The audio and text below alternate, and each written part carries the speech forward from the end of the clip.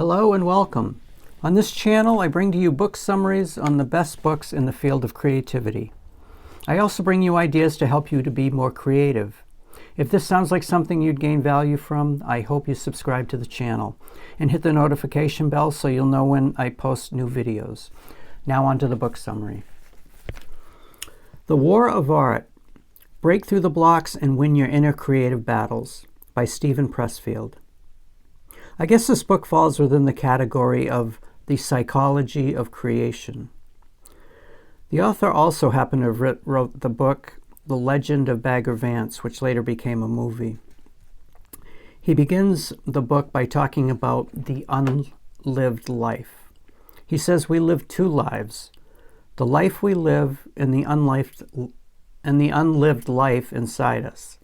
Between the two stands what he calls resistance, in capital letters. Resistance is the most toxic force on the planet, he claims. It is evil, and our still small voice is piping up, telling us the calling that is ours and ours alone. He breaks the book down into three parts: resistance, combating resistance, in other words, turning pro, and beyond resistance, the higher realm. Book 1 begins with resistance, defining the enemy. Pressfield mentions several descriptors to help the reader to understand what he means by, quote, resistance. For example, it is invisible, like a negative magnet shoving us away from our work. It is internal. No exterior jobs or people can be blamed but the enemy within. It's insidious. Resistance will do anything to deceive us. It's always lying. It's implacable, like the Terminator, which can't be resolved with. It prevents us from doing our work. It's impersonal. It's like a force of nature. It's as indifferent as gravity or the tide. It is infallible. Resistance is always directed at our most important calling. It is universal. Everyone struggles with resistance. It never sleeps. Just like fear never goes away. And just like the warrior code, the battle must be fought anew every day. Pressfield continues, resistance plays for keeps. In other words, its aim isn't to maim, but to kill. It targets our priceless gift, and it's a war to the death. Resistance is fueled by fear. It gets its power from our fear. Master it, and we conquer resistance. It also only opposes in one direction, when we are aspiring to pursue a higher calling. Resistance is most powerful at the finish line, that the danger of resistance is greatest near the end. Resistance also recruits allies, so the artist must be ruthless with others.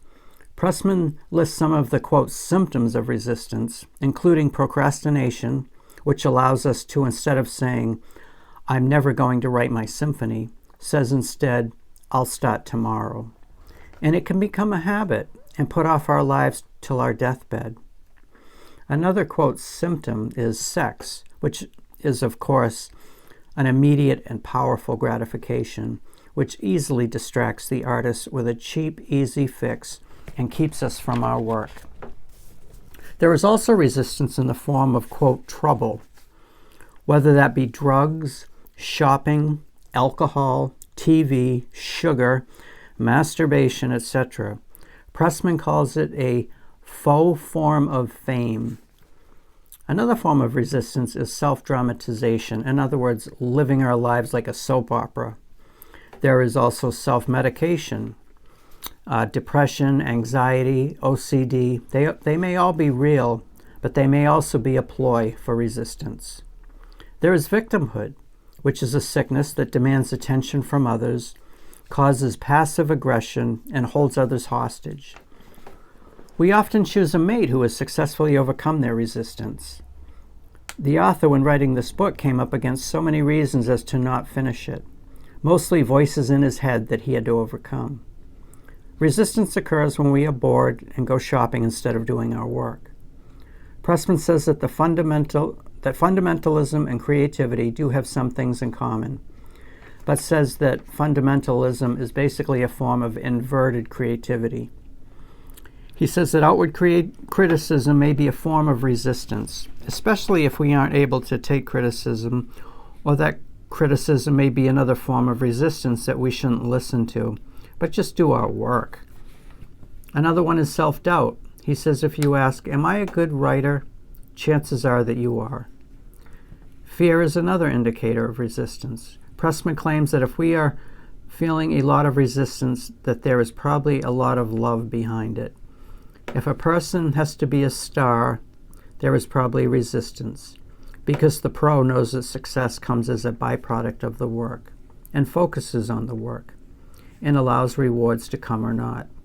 He mentions resistance and isolation and claims that we are never really alone.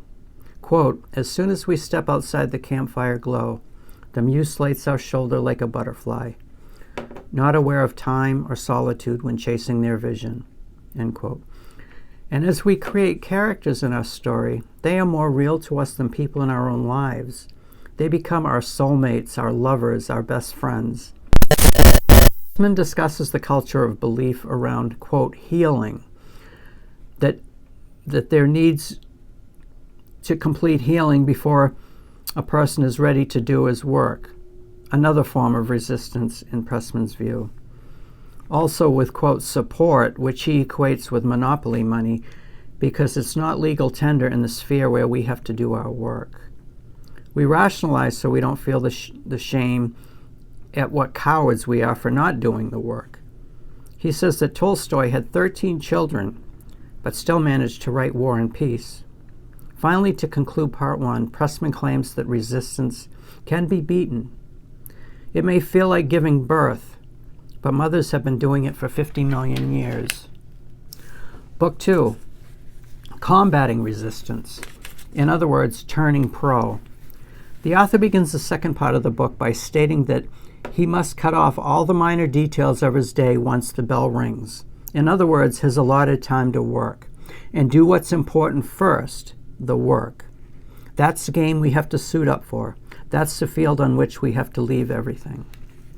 Mr. Pressman discusses the differences between being an amateur and a professional, and states that resistance hates it when we turn pro. He says that an amateur plays for fun, the pro plays for keeps. The amateur views the work as an avocation, a hobby, the pro as his vocation. The amateur works part-time, the pro full-time. The amateur is a weekend warrior. The pro works 7 days a week. In fact, the pro loves the work so much that he dedicates his life to it. By performing the mundane physical act of sitting down and starting the work, he sets in motion a mysterious but infallible sequence of events that will produce inspiration. He claims that we need to learn how to be comfortable being miserable, sort of like a Marine. As a professional, like in any job, we show up every day no matter what. We stay at it all day. We are committed over the long haul. Like any job, the stakes are high and real. We work for money, but we don't identify ourselves with our jobs. We master the techniques. We expose ourselves to pride or blame. In fact, even if we have an early failure or several, we are where we want to be. We take a few blows, which is the price of being in the arena. We stop complaining and are grateful. We get paid and love the game, though not too much. We are like G.I. Joe or a mercenary in combat boots. We do the work. A pro is patient, like the ant, and things usually take twice as long as we think. We prepare not for the sprint, but for the Iditarod. We seek order. We eliminate chaos because we are on a mission.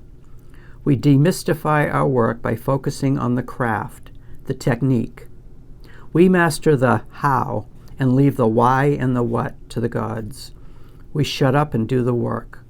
We act in the face of fear, knowing that fear can never be overcome. There is no such thing as a fearless warrior. We accept no excuses. For example, the flu. We know if we give in today, tomorrow will be twice as easy to cave in. We also play it as it lays, knowing that the field is level and fair only in heaven. We are prepared mentally each day to confront our resistance, our goal being to handle ourselves, our insides, as sturdily and as steadily as we can. We do not show off.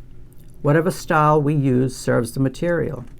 We dedicate ourselves. We apprentice ourselves to the greats and have respect for our field, our craft.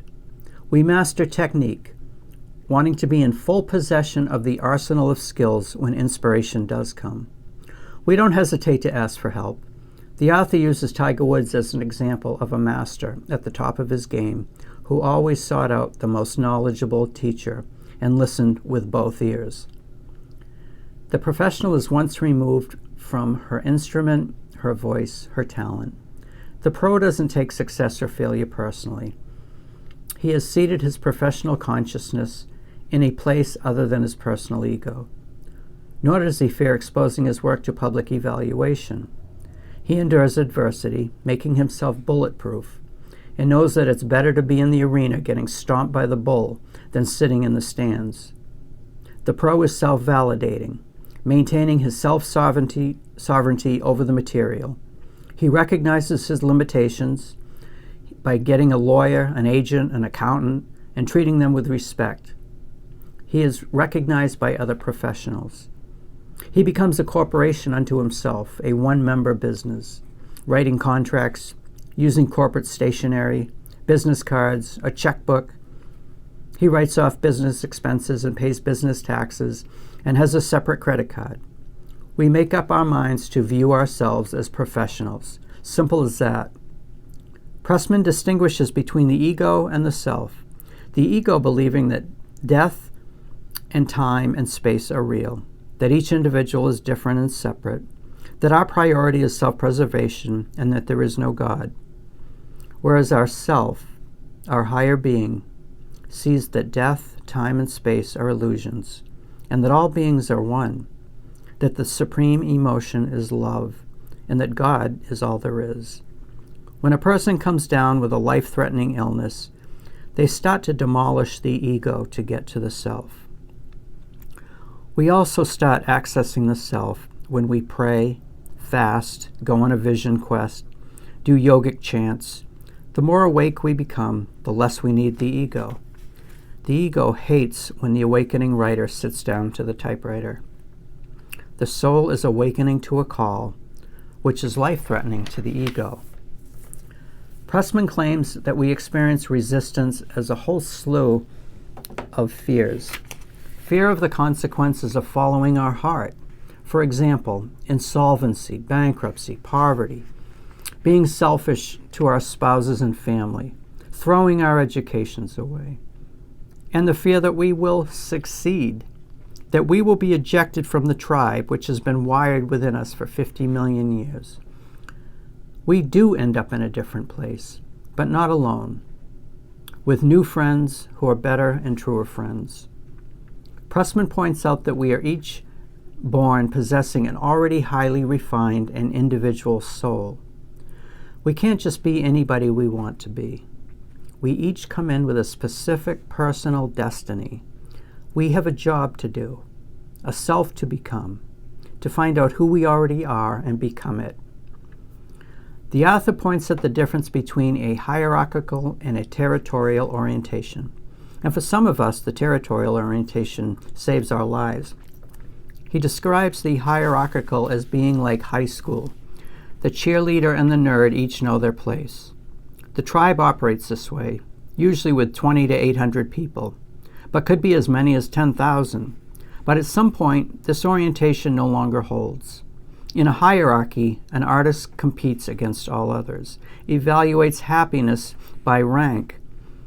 They act, dress, and speak for others. They ask, what can this person do for me? How can this person serve me? In a territorial orientation, which is required in mass society, like New York City, for example, there is a closed feedback loop, which sustains the artist without any external input. He gives the example of Arnold Schwarzenegger using the gym as his loop. He didn't really care who was around as long as he got his workout in. This way returns exactly what you put in. The work you deposit, you get back. In the final section of the book, Beyond Resistance, the Higher Realm, Pressman discusses some of the topics associated with the less substantial but still important aspects of the work. He touches on angels, more abstract subjects such as the muse and invoking her, the magic of making a start, the magic of keeping going, the miracle that is continual revision and self-correction, that we in the universe are self-organizing, and that as artists, our ideas come as if we are taking dictation from another realm. He reminds us that the power to take charge is in our hands, and the things we think of as nothing, as weightless as air, are actually powerful, substantial forces, as real and solid as earth. Dreams and meditations can be as real as waking life. This unseen intelligence helps us discern what is really important. To illustrate, I will close this summary with a quote which Mr. Pressman included in the book. It is fairly well known, but in case you haven't heard it before, here it is. Quote, "Concerning all acts of initiative and creation, there is one elementary truth, the ignorance of which kills countless ideas and splendid plans. That the moment one definitely commits oneself, then providence moves too. All sorts of things occur to help one that would not otherwise have occurred. A whole stream of events issues from the decision, raising in one's favor all manner of unseen incidents and meetings and material assistance, which no man would have dreamed would come his way." I've learned a deep respect for one of Goethe's couplets. "Whatever you can do or dream you can do, begin it.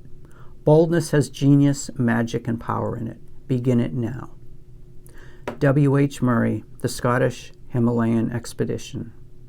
I hope you have enjoyed and gotten something out of this book summary of The Ward of Art by Stephen Pressman.